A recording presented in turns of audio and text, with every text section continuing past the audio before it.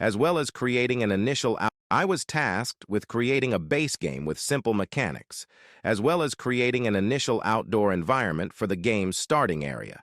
This needed to include coding a simple yet effective third-person player controller that allowed players to interact with the game using the keyboard's WASD buttons. The player controller needed to include essential features like jumping, sprinting, and crouching, which contributed to a more dynamic gaming experience. I also had to create an outdoor scene that complemented the theme of our game. The goal was to start the game in a spooky, dark forest and work your way up to a mansion.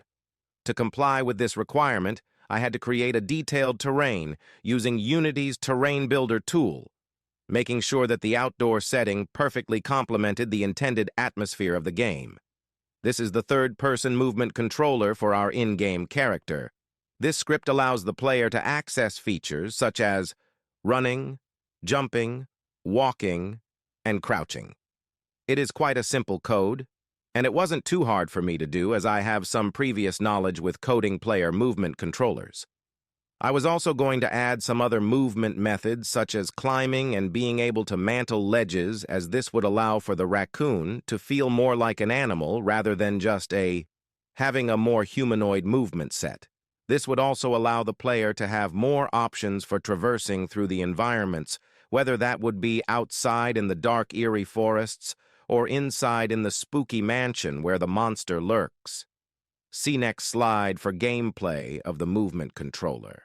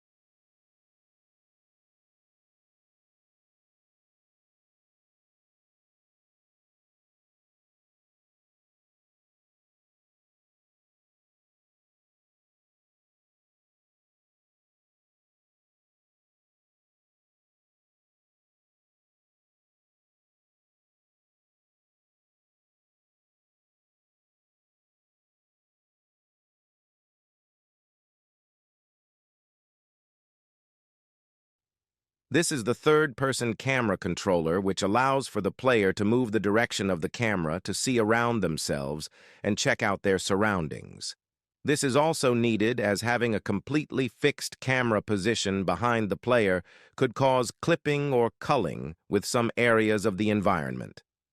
This camera script was something I had worked on before, as I was attempting to use it for one of my own projects. I tweaked it slightly for this task, as it needed be changed to match more with the game we were reimagining.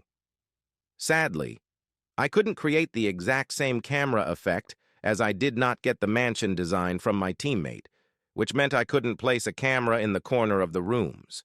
See next slide for camera controller.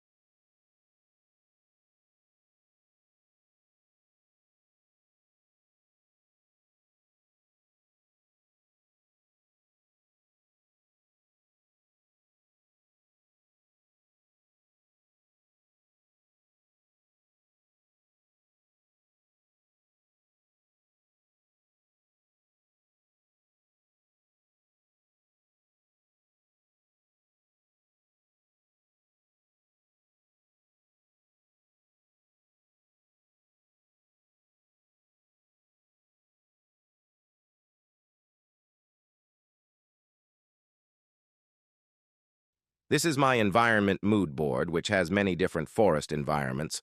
All of these have been taken from either various games or artworks, which have been referenced in the bibliography for this presentation.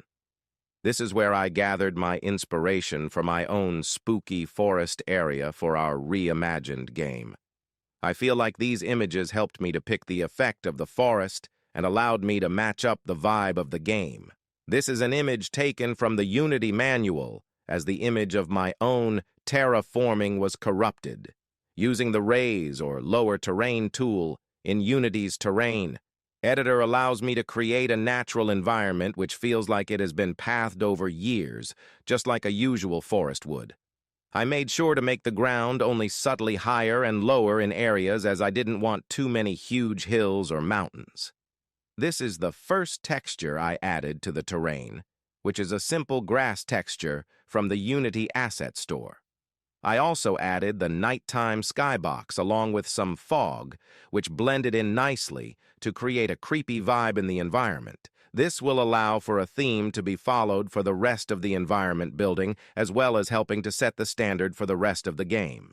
Then, to add a bit more of an immersive feel to the ground, I decided to add some actual grass details on top, which flow in the wind to create an ambient effect throughout the game. If this was paired with sound effects of wind, I believe it would completely immerse the player, which is the main goal of any game to begin with. I first added some normal trees to allow for a fuller feeling area, as if I left it with just grass it would be far too empty. The trees made it a lot creepier, as sometimes they can block your vision and could make for a great scare tactic once an enemy is added. I also decided to add some dead trees with no leaves, as it matched the eerie and creepy vibe. I needed to get with this environment. I feel like it gives a sense of something evil nearby, as wherever there is evil, there's usually death. This could cause the players to feel unnerved, which will also help to keep the ambiance of the environment high. Firstly, I would have made sure to add the raccoon as the actual playable character, but I couldn't do this as the teammate who was assigned the task of creating the raccoon model and rigging it didn't do that. So I couldn't make it happen in the time we had left. I would have also liked to add some more movement options to the game, such as climbing and mantling ledges. These mechanics would make the game much more realistic to how raccoons can move around. This would have also made the game more fun and innovative for players, as they would have more options to choose from with how they want to traverse the outdoor environments like the forest, and even possibly be able to use alternative paths to avoid the monster inside the mansion by using things like vents and tunnels. I would also have liked to improve the environment by being able to add the mansion into an area of the forest to continue the game further. But sadly, once again, the same teammate didn't create a 3D version of the outside of the mansion which one of our other teammates designed. I also believe that with a bit more time, I would have been able to export the game with the extra features which I've already mentioned as an .exe file, which would allow it to be ran by other people on any computer.